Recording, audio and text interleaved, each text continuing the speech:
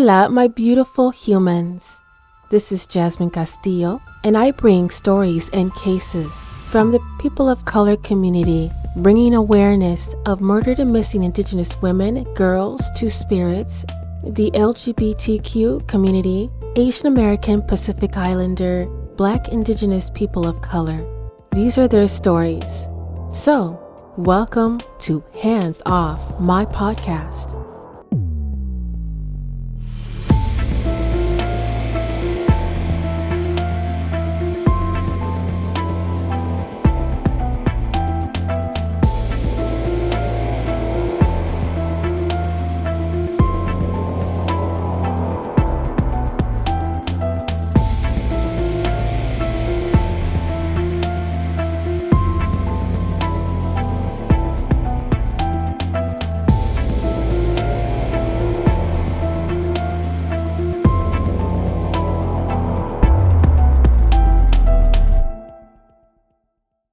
May is Asian Pacific American Heritage Month, a time to celebrate the collective identity and diversity of Asian Americans and Pacific Islanders. And during this month, I would like to provide additional information for us to grow and to honor the diversity that we have amongst all beautiful people. To educate ourselves, I would love to have my listeners go to the link in the show notes. You will have a variety of information, from movies to books, to a virtual museum that provides history and heritage on Asian American, Native Hawaiian, Pacific Islander culture. I wanted to share this to respect and to celebrate Asian American Pacific Islander Heritage Month with you, my listeners. You could grow to value different cultures, to see how country benefits from people with various backgrounds. The more we respect and appreciate different cultures, the more likely we will become upstanding citizens in a multicultural society.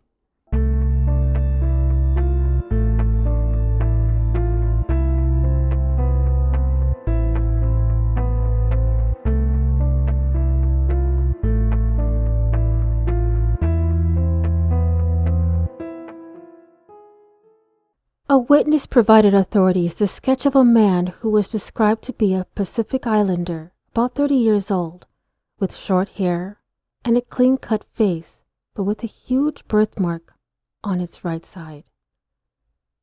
And due to the time constraints, the authorities decided to immediately release the media the witness sketch instead of getting more detail from the FBI or the DPS. This individual was seen behind the steering wheel of a white four-door car, heavily tinted with body damage on the front driver's side. Could this person be a link to the disappearance of Faloma and Maleina Luhk? This is the Luhk's sisters' story.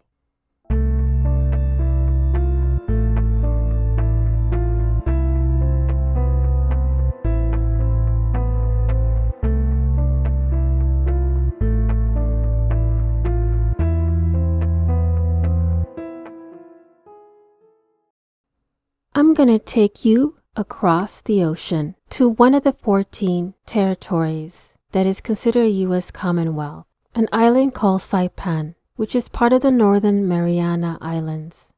Saipan is the largest island of the Northern Mariana Islands in the Western Pacific Ocean. It was held by Spain, Germany, and Japan before it was captured by the U.S. troops in 1944 during World War II, and as part of the U.S. Trust Territory of the Pacific Islands from 1947 to 1978, it now serves as the capital of the Northern Marianas. Residents of all U.S. territories with permanent populations are American citizens. The population of Saipan is around 57,000. This is about two sisters, Faloma and Maleina Luhk, and the official language are English Chamorro and Carolinian. Many Philippine languages, Chinese and other Pacific Island languages, are also spoken. One of the languages that is considered nearly extinct is Tanapag. Two sisters, Faloma and Maleina Luhk, were on their way to their bus stop, which was about 300 feet from their home, where they resided with their grandparents.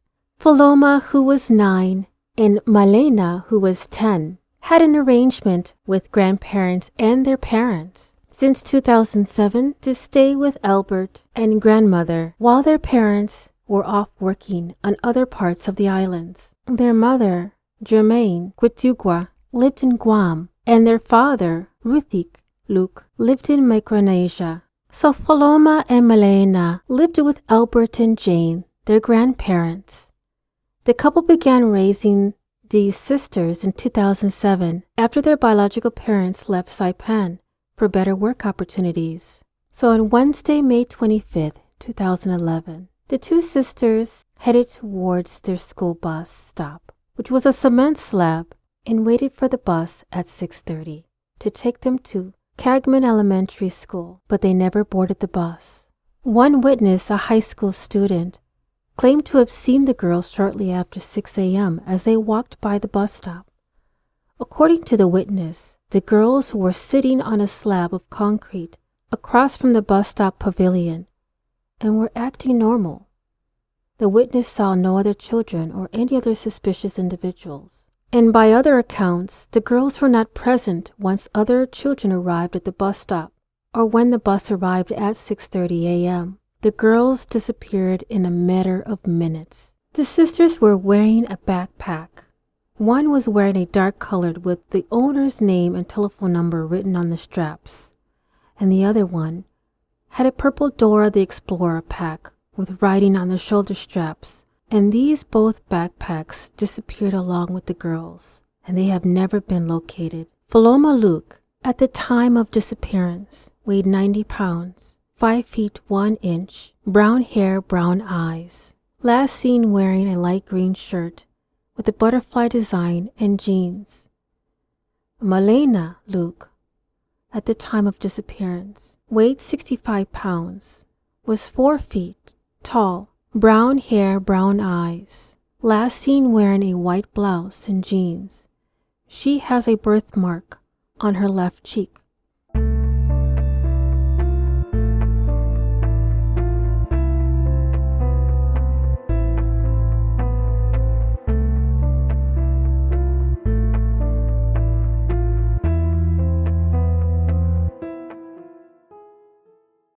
Investigators searched for other possible witnesses and discovered a pair of garbage collectors who made a stop in Asteo every Wednesday morning. And they were familiar with Faloma and Maleina because one of the garbage bins sat right behind the bus stop.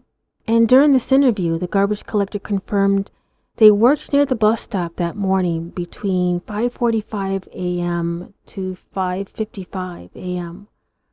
And they did confirm that Faloma and Maleina, as well as other children, were not at the bus stop when they worked, and they saw nothing out of the ordinary. However, they did provide one piece of valuable information. On May 11th, the garbage collector noticed the same gray Nissan pickup truck in the vicinity of the bus stop. The truck was parked near the gate of Santa Lourdes Shrine, with its high beam lights turned on. And on May 18th, the truck was driving in the direction of the bus stop. The garbage collectors did not see that truck on the morning of May 25th. However, it's unclear if the truck has any connection with Faloma or Maleina's case. When the girls never arrived, after 3:30, Albert and Jane frantically called the Commonwealth of the Northern Mariana Islands Police, or CNMI, and filed a missing persons report. Because of the girls' young ages, the case was handled as a potential criminal investigation. And right after, Albert and Jane reached out to their network of family and friends for help. The search efforts quickly began, and by nightfall, dozens of volunteers were combing through the surrounding area, while others made flyers with Faloma and Maleina's information to be distributed around the island and despite their efforts, the girls were not found. The CNMI quickly asked the FBI for assistance, and hearing of the frightening details, the FBI agreed to take over the investigation. And within 1 week of the girls' disappearance, 20 FBI agents and staff support arrived in Saipan to aid the investigation. FBI Honolulu Media Relations Coordinator and Special Agent Tom Simon set up a system of search dogs and began searching within that week. And because of the eyewitnesses of a male individual with a birthmark on his face, he was quickly interviewed and ruled out. Simon considered the disappearance of the Luhk sisters as a kidnapping case, and kidnapping is a federal crime. There was a little bit of correlations between the Luhk sisters' disappearance and the 1998 disappearance, Rosaline Camacho. However, Simon ruled out that these cases were not connected. What Simon was referencing to was the mysterious disappearance of Rosaline Camacho. Rosaline was 33 when she was reported missing on August 23, 1998 in Saipan. Her husband, Francisco San Nicolas Camacho, was then a police detective and now is retired. The family strongly believed that this was a cover-up in the investigation because of Rosaline's husband being a former police detective. According to Santos' brothers, Antonio and Albert Santos, Rosaline had a fight with her husband. That's why she left their house and stayed with her sister in Cobblerville. Unfortunately, that Saturday night in August of 1998, Rosaline borrowed a Toyota Camry of her sister's and left the house in Cobblerville to never return home. I do have her story link in the show notes. August 15, 2011, pieces of clothing, a young girl's underwear, and a pair of Zoris, which are flip-flops, were found. Albert, Jane, and Jermaine were briefed by an FBI agent at the scene. In the interview, Albert was shown pieces of clothing, but he was not able to identify them. He could not say if they belonged to his missing granddaughters. A medical doctor was brought to the scene to also confirm that there was remains found in a grassy lot on Puteng Drive and were confirmed to be human, according to Department of Public Safety Commissioner Ramon Mafnas and the Federal Bureau of Investigation Special Agent Joseph Arthur. The bones were tested for DNA. They were confirmed that they appeared to be perhaps 3 to 4 weeks old. Special Agent Joseph Arthur mentioned that if any of these remains belonged to one of the missing girls, there is a possibility they were kept alive for several weeks after their disappearance. Relatives of the girls were at the scene that day, but they could not confirm if the pieces of the clothing belonged to the sisters. And the size of the flip-flops were too big to belong to any of the girls. And because only one set of remains was found, Arthur stated that it's conceivable that the second victim might still be alive somewhere, he said. And at that time, the search and investigation continued. Mafnas requested the community remain vigilant and report anything that appears to be unusual. As they continued to investigate the area, there was more bones found and seemed to have been scattered by an animal. Sadly, weeks later, these bones were confirmed. The remains were of those of an elderly man, about 70 years old, Albert's brother, Ricardo Muno Quetugua.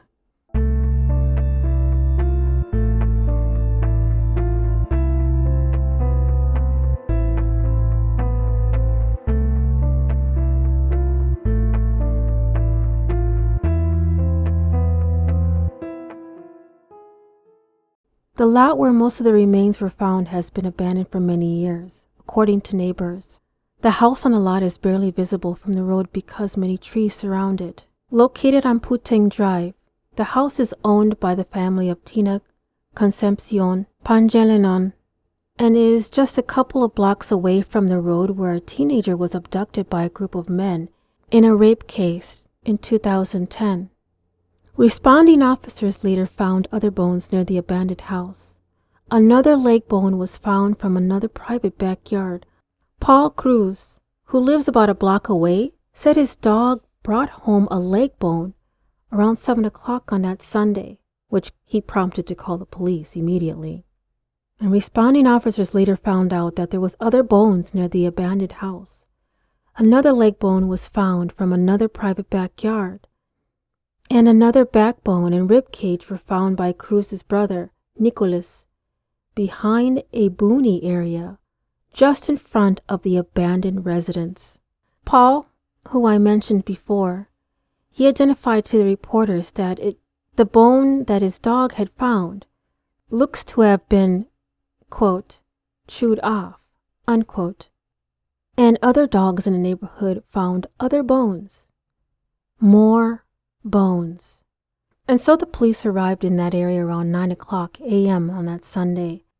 The brothers also mentioned that they noticed a foul odor coming from that area since last month and thought that someone was throwing out leftovers from a barbecue party or a dead animal. There was also plastic trash bags that appeared to have been dug up by dogs. Nicholas also found a blue underwear with yellowish orange stripe and a pair of jeans. He also found a white pair of flip-flops with red stripes.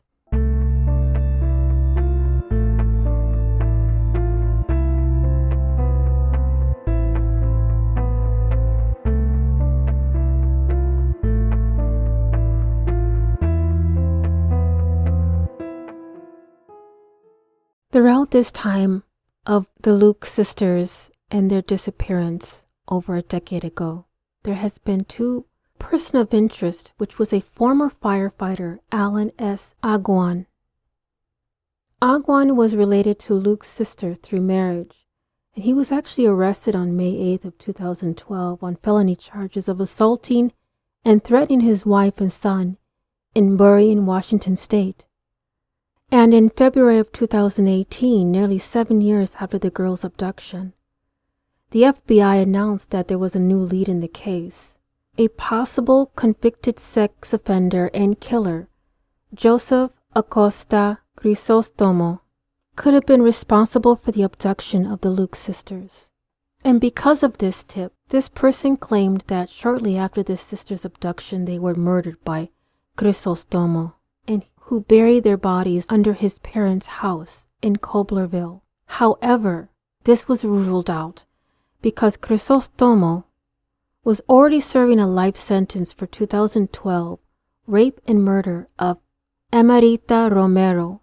Some people have questioned whether he has a link to the Luhk sisters, if these are his first victims.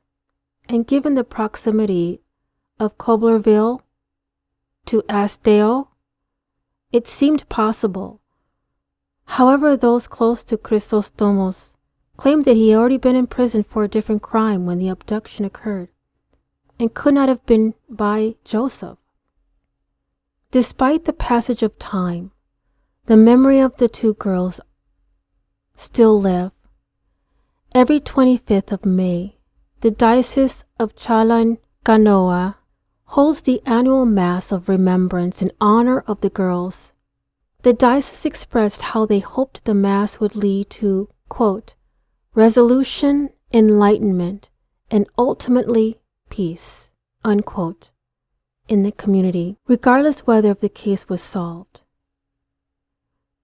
In 2021 interview with Saipan Tribune, Albert Quitiqua, Faloma and Maleina's grandfather, one of the last people to see both of them alive, says that the anniversary is still a painful day, but continues to hope and pray that someday out there someone will come forward. Albert still lives in the same house where he raised the girls, only 300 feet from where they disappeared. This year, Faloma would have turned 21, and Maleina would have been 20 years old.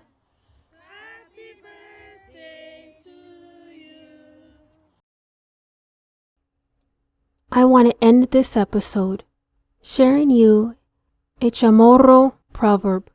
It is better to ask for something and be refused it than to give and not have it appreciated.